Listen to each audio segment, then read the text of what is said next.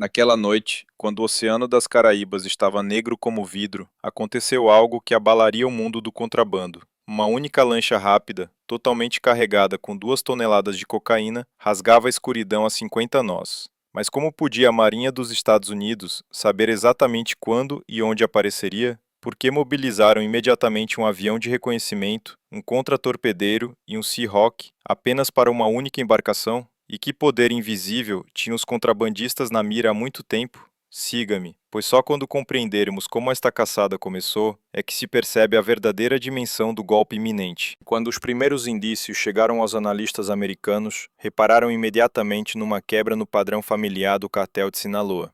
As antigas rotas por caminhões que se arrastavam por terrenos difíceis ou por pequenos aviões que aterravam em pistas escondidas na selva pareciam subitamente secar. Em vez disso, surgiram relatos de novas rotas que não passavam por terra ou ar, mas sim pelo mar, e com embarcações construídas não para camuflagem, mas para pura velocidade. Estas lanchas rápidas, esguias e longas possuíam uma enorme potência de motor, 2 motores fora de bordo com uma força quase desumana, e cortavam silenciosamente a noite, sem luz, sem rádio, sem sinal. Nos radares, apareciam apenas como ecos fugazes, engolidos pelo ruído do mar, pouco mais que uma sombra na escuridão. Mas a sua leveza foi também a sua perdição, pois os contrabandistas tinham confiado apenas na sua velocidade e ignorado que o verdadeiro inimigo já não espreitava na água, mas sim no céu. Enquanto eles acreditavam ser invisíveis, o seu calor era suficientemente significativo para acender como um farol para os sensores aéreos modernos. O que os membros do cartel viam como uma jogada astuta era na verdade o momento em que eles entraram diretamente numa rede preparada. Bem alto sobre as escuras Caraíbas,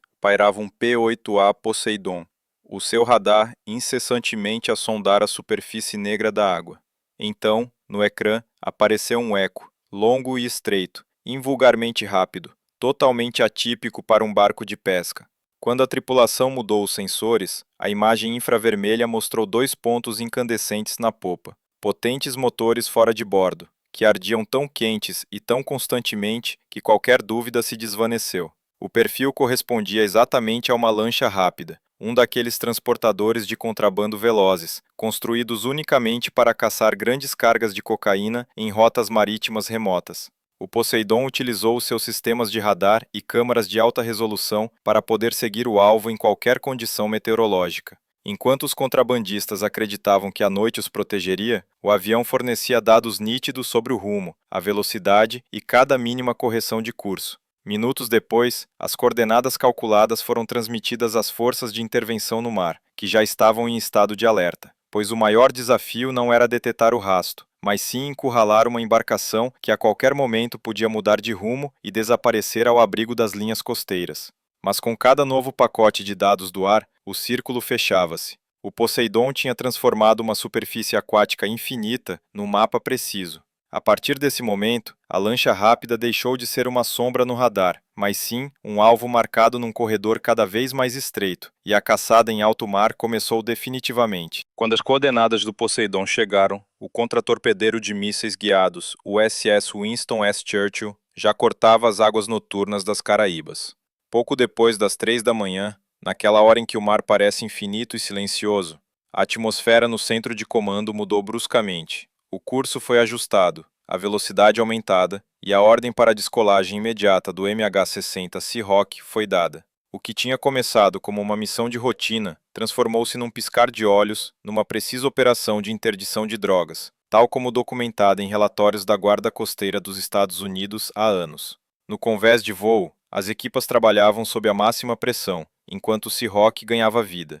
Simultaneamente, os atiradores da guarda costeira estacionados a bordo preparavam-se, especialistas cuja missão era invulgar e altamente sensível. Não deviam atingir os contrabandistas, mas sim apenas os motores, aqueles 2 fora de bordo que davam ao barco a sua velocidade devastadora. Esta tática tinha se comprovado em inúmeras operações, pois evitava vítimas desnecessárias, assegurava provas cruciais e permitia interrogar os homens a bordo vivos e avaliar os seus dispositivos eletrônicos.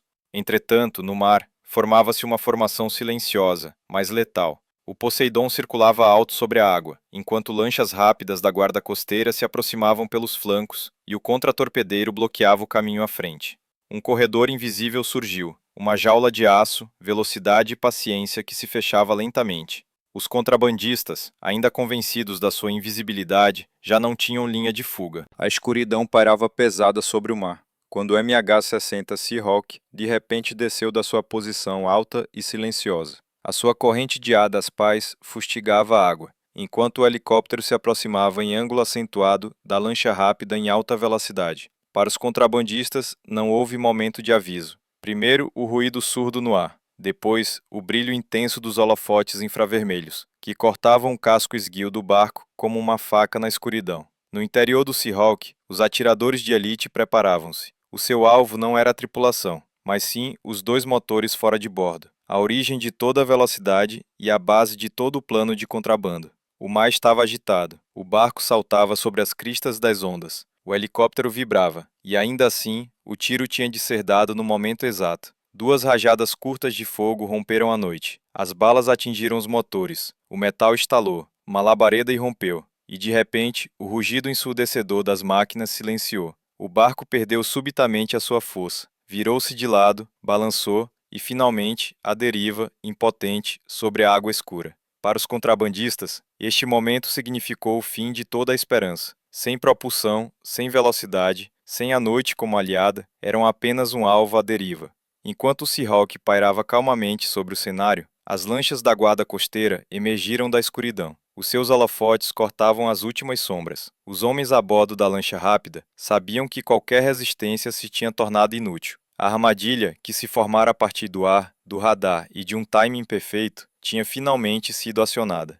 Quando as últimas cristas de espuma se acalmaram, os navios da guarda costeira aproximaram-se cuidadosamente do barco inoperante. Dois homens ainda estavam a bordo, exaustos, sem resistência, quando os oficiais os detiveram. Na fraca luz do amanhecer, os investigadores confirmaram finalmente o que os sensores já tinham revelado. Cerca de 2 toneladas de cocaína pura estavam densamente embaladas no casco, uma das maiores apreensões das recentes operações nas Caraíbas. Pouco depois, o barco danificado foi afundado com cargas explosivas, para que a rota ficasse definitivamente encerrada. Mas o verdadeiro valor da missão não residia nas drogas, mas sim no material digital que os contrabandistas transportavam consigo. Telefones, dispositivos GPS, conversas encriptadas e dados de navegação revelaram uma estrutura ramificada de cadeias de abastecimento, pontos de contato e instruções. No espaço de poucas semanas, estas informações levaram a mais detenções, buscas e apreensões em vários países da América Central. A operação demonstrou que intervenções precisas, a recolha de provas e a detenção dos envolvidos vivos podem não só perturbar uma rede, mas também desmantelá-la na sua raiz. Quando o barco afundado perdeu o seu último rastro no mar, já era claro. Um único erro dos contrabandistas tinha provocado o colapso de um sistema que era muito maior do que eles próprios. Conclusão: esta operação noturna demonstrou como a paciência, a tecnologia e a precisão podem transformar uma rota invisível num golpe decisivo. Se quiser saber mais sobre estas operações ocultas, subscreva o canal, deixe um comentário e dê um gosto a este vídeo.